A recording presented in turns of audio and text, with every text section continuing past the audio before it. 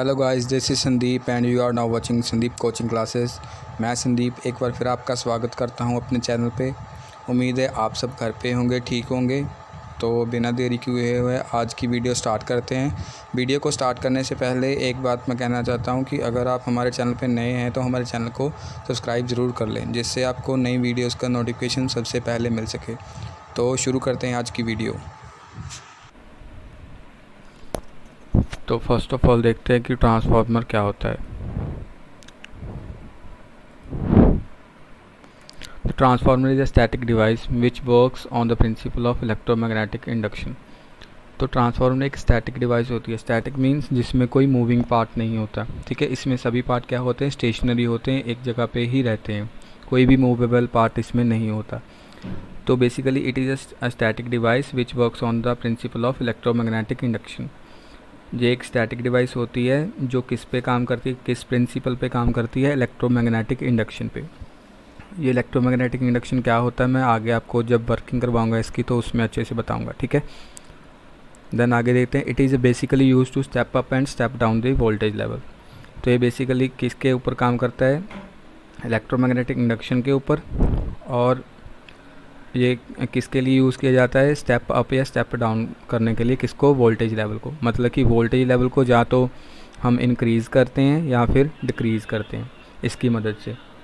There are two types of windings of the transformer. दो तरह की ट्रांसफार्मर की वाइंडिंग होती है, एक होती है प्राइमरी और दूसरी होती है सेकेंडरी वाइंडिंग। देन अभी देखते हैं कि प्राइमरी और सेकेंडरी वाइंडिंग होती क्या है। First of all the primary winding, the winding with which a source is connected that is called as primary winding। जिस साइड पे हमारा सोर्स कनेक्टेड होता है, मतलब जहाँ पे हम सप्लाई देते हैं वो हमारा क्या होता है, प्राइमरी वाइंडिंग होती है।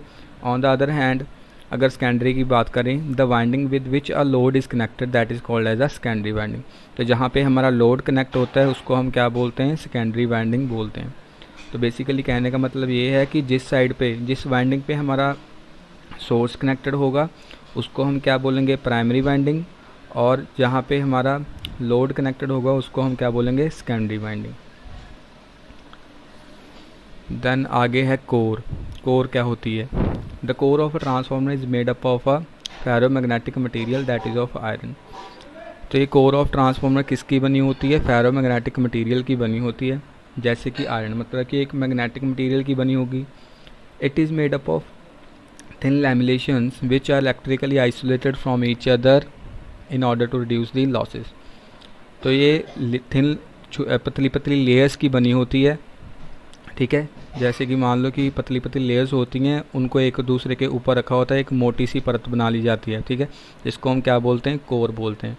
तो वो एक दूसरे से क्या होती है, इलेक्ट्रिकली आइसोलेटेड होती है। किस लिए हम उसको आइसोलेट करते हैं, क्योंकि उसमें लॉसेस को कम करने के लिए, ठीक है, लॉसेस को कम करने के लिए हम क्या करते हैं, उसको इलेक्ट्रिकली आइसोलेट करते हैं उन लैमिनेशंस को, थिन लेयर्स को एक दूसरे से।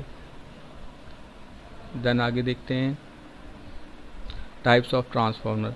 बेसिकली टू टाइप्स के ट्रांसफार्मर होते हैं, एक होता है स्टेप अप, एक और होता है स्टेप डाउन।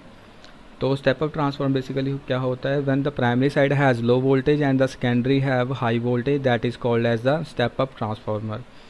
जब हमारी प्राइमरी साइड पे क्या होता है, प्राइमरी साइड मैंने क्या बताई थी अभी, कि जिसमें हमारा क्या होता है, सप्लाई होती है, ठीक है, सप्लाई कनेक्टेड होती है। तो अगर वहाँ पे हमारी लो वोल्टेज है, मतलब कम वोल्टेज है, और सेकेंडरी साइड जहाँ पे हमारा लोड कनेक्टेड है वहाँ पे हाई वोल्टेज है, तो इस तरीके के ट्रांसफार्मर को हम क्या बोलेंगे, step up transformer. On the other hand अगर स्टेप डाउन ट्रांसफार्मर की बात करें, तो अगर हमारी प्राइमरी साइड पे क्या है, हाई वोल्टेज है, और सेकेंडरी साइड पे क्या है, लो वोल्टेज है, उसको हम क्या बोलेंगे, step down transformer. When the primary side has high voltage and secondary have low voltage that is called as the step down transformer, ठीक है। तो बेसिकली कहने का मतलब ये है, स्टेप अप क्या होता है, जब हमारी प्राइमरी पे लो और सेकेंडरी पे हाई होती है, और स्टेप डाउन क्या होता है, जब हमारी प्राइमरी साइड पे हाई वोल्टेज हो और सेकेंडरी साइड पे लो वोल्टेज है, उसको क्या बोलते हैं हम, स्टेप डाउन ट्रांसफार्मर। आगे है वर्किंग ऑफ द ट्रांसफार्मर। ये काम किस पे करता है, इलेक्ट्रोमैग्नेटिक इंडक्शन के लॉ पे काम करता है। तो इसमें देखो ये हमारी प्राइमरी कॉइल होगी, ठीक है, प्राइमरी वाइंडिंग, और ये हमारी होगी सेकेंडरी वाइंडिंग, ठीक है। तो ये हमने प्राइमरी साइड पे एसी सप्लाई दे दी, ठीक है। तो बेसिकली ये एसी सप्लाई पे ही काम करता है, डीसी पे नहीं करता, ठीक है।